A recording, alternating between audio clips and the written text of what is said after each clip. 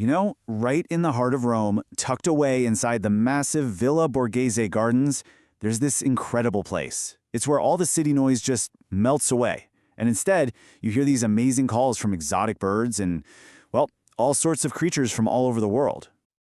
So, welcome. We're diving into the Bioparco di Roma, which is, believe it or not, one of the oldest and coolest zoological gardens in all of Europe.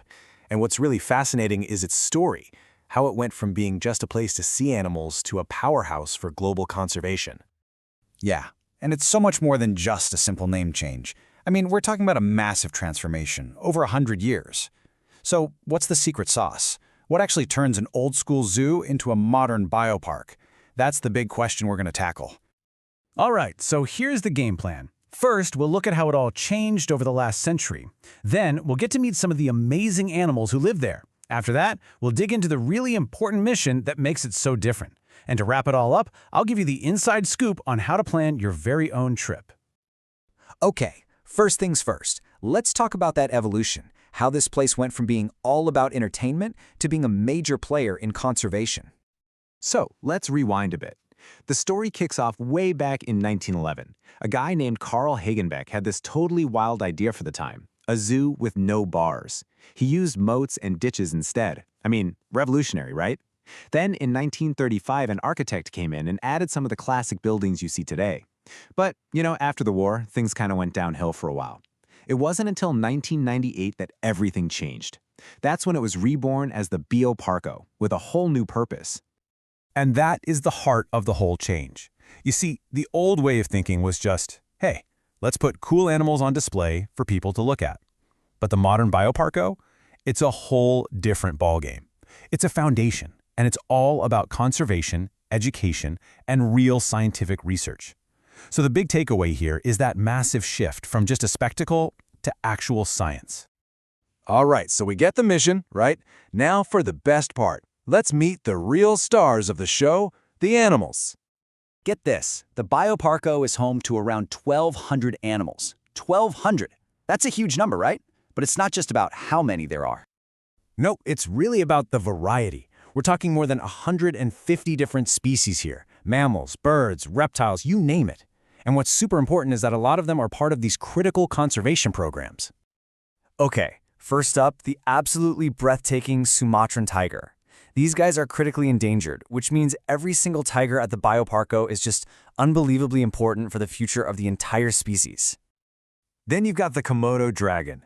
Seriously, seeing the world's biggest lizard in person, it's like stepping back in time. It's an experience you're definitely not going to forget. And we go from one of the biggest to one of the smallest. Check out the pygmy marmoset. This is one of the tiniest primates on the planet. I'm talking it can literally fit in the palm of your hand. And of course, the incredible Asiatic lion. These lions used to roam all over the place, but now they're really struggling to survive. That's what makes the breeding program here at the Bioparco so essential. And this is where the Bioparco's role gets really unique. Think about it. For amazing animals like the Sumatran tiger and the Komodo dragon, this is the only place in all of Italy you can see them.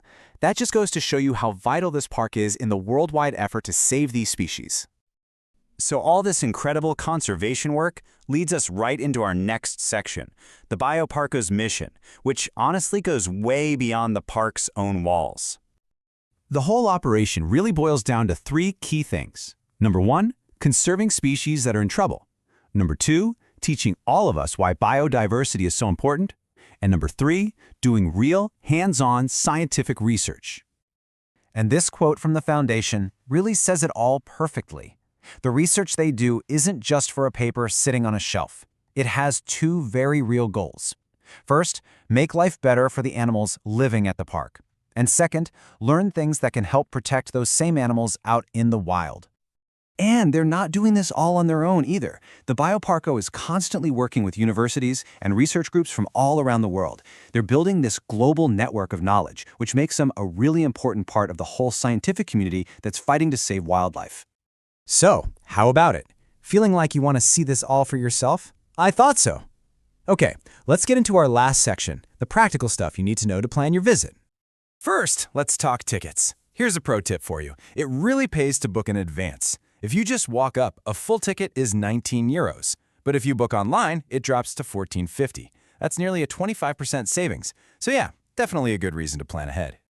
And don't worry about getting there, it's super easy. The park is hooked right into Rome's public transit. You can grab Tram 19, which has a stop named Bioparco, can't miss that, or take the Metro's Red Line, or any number of buses that'll drop you off close by.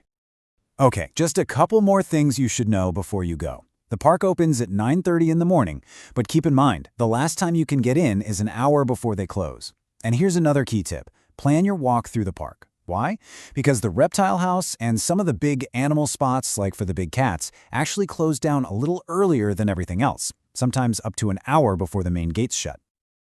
So as you can see, a trip to the Bioparco is so much more than just a fun day out. It's a real chance to get up close with some of the planet's most amazing animals. And at the same time, you're actually helping support the work that's being done to save them.